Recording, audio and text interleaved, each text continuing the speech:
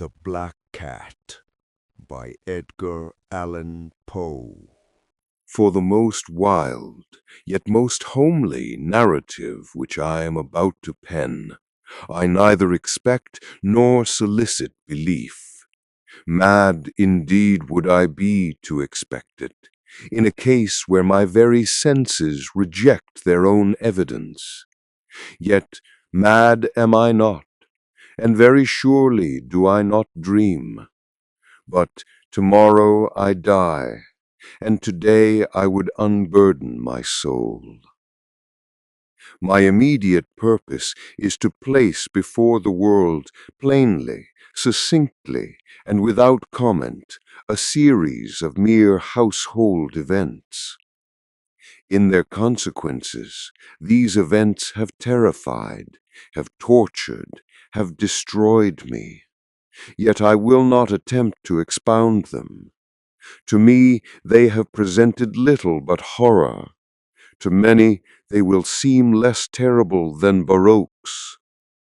Hereafter, perhaps, some intellect may be found which will reduce my phantasm to the commonplace, some intellect more calm, more logical, and far less excitable than my own, which will perceive in the circumstances I detail with awe nothing more than an ordinary succession of very natural causes and effects. From my infancy, I was noted for the docility and humanity of my disposition. My tenderness of heart was even so conspicuous as to make me the jest of my companions. I was especially fond of animals, and was indulged by my parents with a great variety of pets. With these I spent most of my time, and never was so happy as when feeding and caressing them. This peculiarity of character grew with my growth, and in my manhood I derived from it one of my principal sources of pleasure. To those who have cherished an affection for a faithful and sagacious dog, I need hardly be at the trouble of explaining the nature or the intensity of the gratification thus derivable. There is something in the unselfish and self-sacrificing love of a brute which goes directly to the heart of him who has had frequent occasion to test the paltry friendship and gossamer fidelity of mere man. I married early, and was happy to find in my wife a disposition not uncongenial with my own. Observing my partiality for domestic pets, she lost no opportunity of procuring those of the most agreeable kind. We had birds, goldfish, a fine dog, rabbits, a small monkey, and a cat. This latter was a remarkably large and beautiful animal, entirely black and sagacious to an astonishing degree. In speaking of his intelligence, my wife, who at heart was not a little tinctured with superstition, made frequent allusion to the ancient popular notion which regarded all black cats as witches in disguise. Not that she was ever serious upon this point, and I mention the matter at all for no better reason than that it happens just now to be remembered. Pluto, this was the cat's name, was my favorite pet and playmate. I alone fed him, and he attended me wherever I went about the house. It was even with difficulty that I could prevent him from following me through the streets. Our friendship lasted in this manner for several years, during which my general temperament and character, through the instrumentality of the fiend intemperance, had, I blush to confess it, experienced a radical alteration for the worse.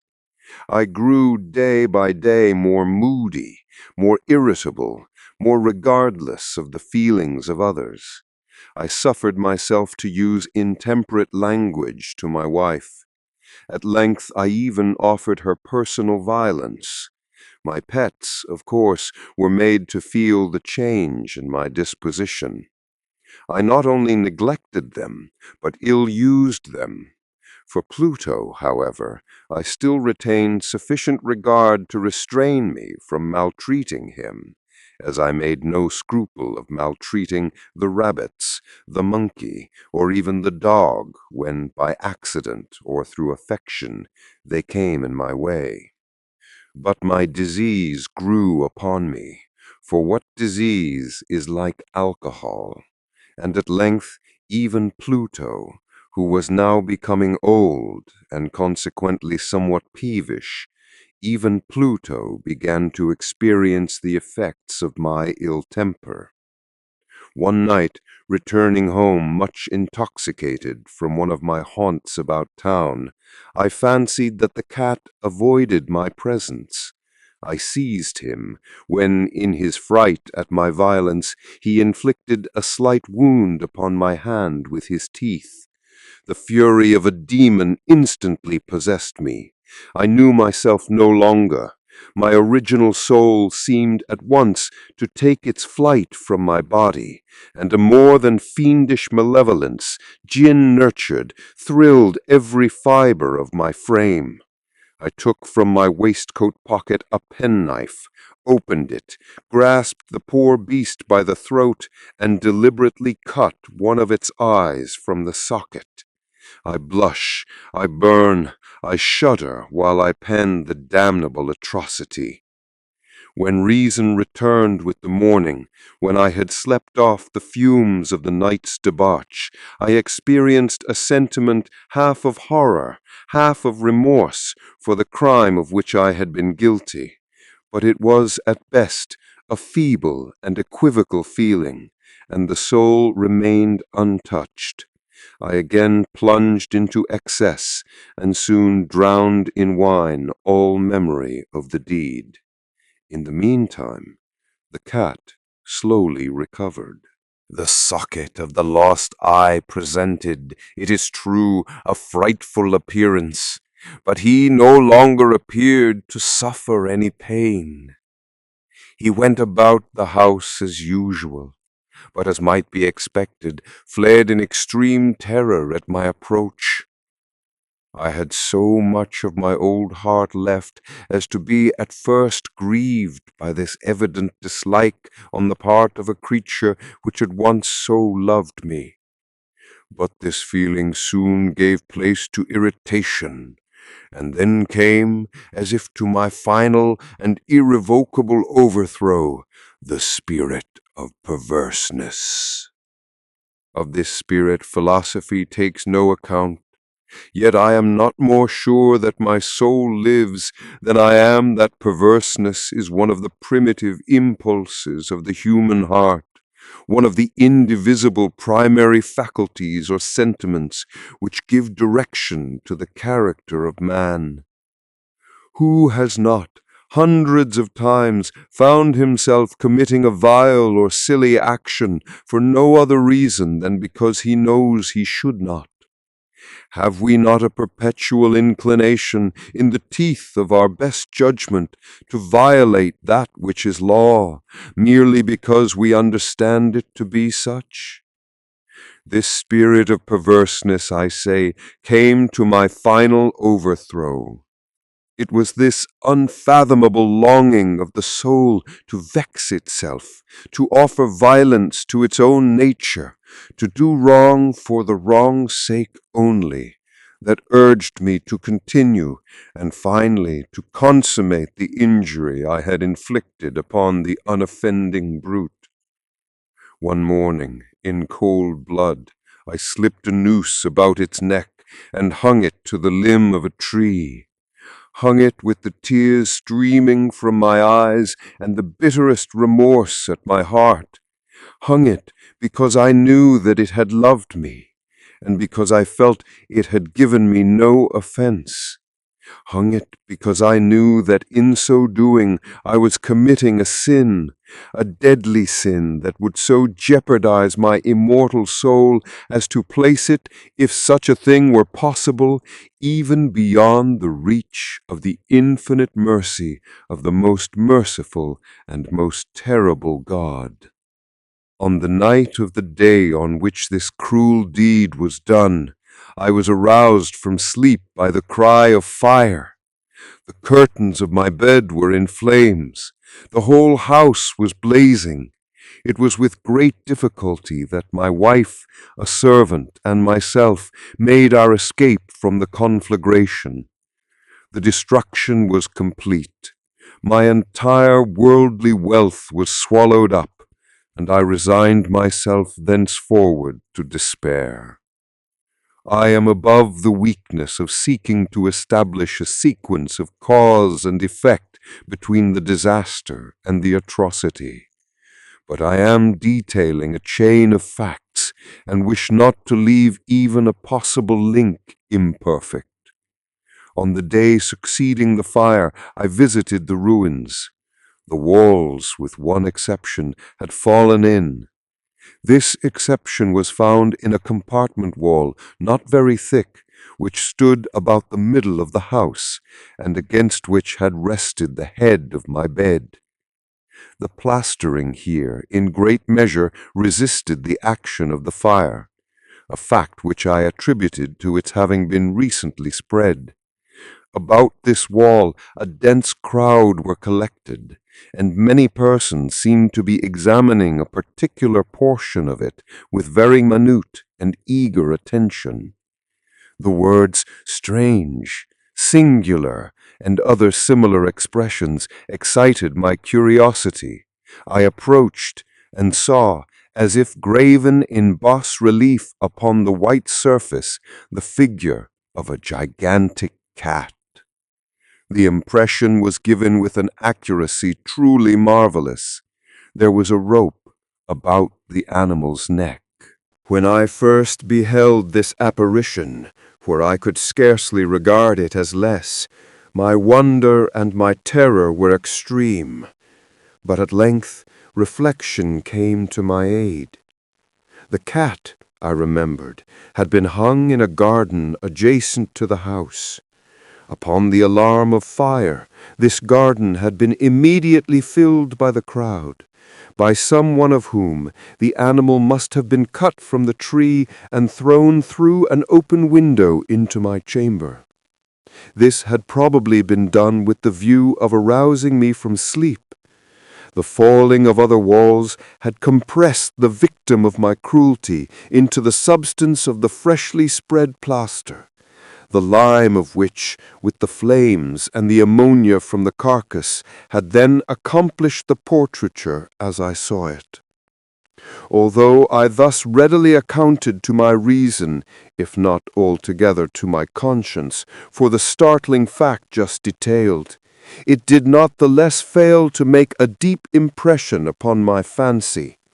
For months I could not rid myself of the phantasm of the cat, and during this period there came back into my spirit a half-sentiment that seemed, but was not, remorse. I went so far as to regret the loss of the animal, and to look about me, among the vile haunts which I now habitually frequented, for another pet of the same species and of somewhat similar appearance, with which to supply its place. One night, as I sat, half stupefied, in a den of more than infamy, my attention was suddenly drawn to some black object reposing upon the head of one of the immense hogsheads of gin or of rum which constituted the chief furniture of the apartment. I had been looking steadily at the top of this hogshead for some minutes, and what now caused me surprise was the fact that I had not sooner perceived the object thereupon. I approached it and touched it with my hand. It was a black cat, a very large one, fully as large as Pluto, and closely resembling him in every respect. But only Pluto had not a white hair upon any portion of his body. But this cat had a large, although indefinite splotch of white, covering nearly the whole region of the breast. Upon my touching him, he immediately arose, purred loudly, rubbed against my hand, and appeared delighted with my notice. This, then, was the very creature of which I was in search. I had once offered to purchase it of the landlord, but this person made no claim to it, knew nothing of it, had never seen it before. I continued my caresses, and when I prepared to go home, the animal evinced a disposition to accompany me. I permitted it to do so, occasionally stooping and patting it as I proceeded. When it reached the house, it domesticated itself at once and became immediately a great favorite with my wife. For my own part, I soon found a dislike to it arising within me. This was just the reverse of what I had anticipated, but I know not how or why it was. Its evident fondness for myself rather disgusted and annoyed me. By slow degrees, these feelings of disgust and annoyance rose into the bitterness of hatred. I avoided the creature. A certain sense of shame and the remembrance of my former cruelty of deed prevented me from physically abusing it. I did not, for some weeks, strike or otherwise violently ill-use it, but gradually, very gradually, I came to look upon it with unutterable loathing, and to flee silently from its odious presence as from the breath of a pestilence. What added, no doubt, to my hatred of the beast was the discovery, on the morning after I brought it home, that, like Pluto, it also had been deprived of one of its eyes. This circumstance, however, only endeared it to my wife, who, as I have already said, possessed in a high degree that humanity of feeling which had once been my distinguishing trait and the source of many of my simplest and purest pleasures. With my aversion to this cat, however, its partiality for myself seemed to increase. It followed my footsteps with a pertinacity which it would be difficult to make the reader comprehend. Whenever I sat, it would crouch beneath my chair or spring upon my knees, covering me with its loathsome caresses. If I arose to walk, it would get between my feet and thus nearly throw me down, or, fastening its long and sharp claws in my dress, clamber in this manner to my breast. At such times, although I longed to destroy it with a blow, I was yet withheld from so doing, partly by a memory of my former crime, but chiefly, let me confess it at once, by absolute dread of the beast. This dread was not exactly a dread of physical evil, and yet I should be at a loss how otherwise to define it. I am almost ashamed to own, yes, even in this felon's cell, I am almost ashamed to own that the terror and horror with which the animal inspired me had been heightened by one of the merest chimeras it would be possible to conceive. My wife had called my attention more than once to the character of the mark of white hair of which I have spoken, and which constituted the sole visible difference between the strange beast and the one I had destroyed. The reader will remember that this mark, although large, had been originally very indefinite, but by slow degrees nearly imperceptible, and which for a long time my reason struggled to reject as fanciful, it had at length assumed a rigorous distinctness of outline. It was now the representation of an object that I shudder to name, and for this above all I loathed and dreaded, and would have rid myself of the monster had I dared. It was now, I say, the image of a hideous, of a ghastly thing, of the gallows. O mournful and terrible engine of horror and of crime, of agony and of death! And now was I indeed wretched beyond the wretchedness of mere humanity, and a brute beast whose fellow I had contemptuously destroyed, a brute beast to work out for me, a man fashioned in the image of the high God, so much of insufferable woe. Alas, neither by day nor night knew I the blessing of rest any more. During the former, the creature left me no moment alone, and in the latter I started hourly from dreams of unutterable fear, to find the hot breath of the thing upon my face, and its vast weight, an incarnate nightmare that I had no power to shake off, incumbent eternally upon my heart. Beneath the pressure of torments such as these, the feeble remnants of the good within me succumbed. Evil thoughts became my sole intimates, the darkest and most evil of thoughts. The moodiness of my usual temper increased to hatred of all things and of all mankind, while from the sudden, frequent, and ungovernable outbursts of a fury to which I now blindly abandoned myself, my uncomplaining wife, alas, was the most usual and the most patient of sufferers. One day she accompanied me upon some household errand into the cellar of the old building which our poverty compelled us to inhabit. The cat followed me down the steep stairs, and nearly throwing me headlong, exasperated me to madness. Uplifting an axe, and forgetting in my wrath the childish dread which had hitherto stayed my hand, I aimed a blow at the animal, which, of course, would have proved instantly fatal had it descended as I wished. But this blow was arrested by the hand of my wife. Goaded by the interference into a rage more than demoniacal, I withdrew my arm from her grasp and buried the axe in her brain. She fell dead upon the spot without a groan.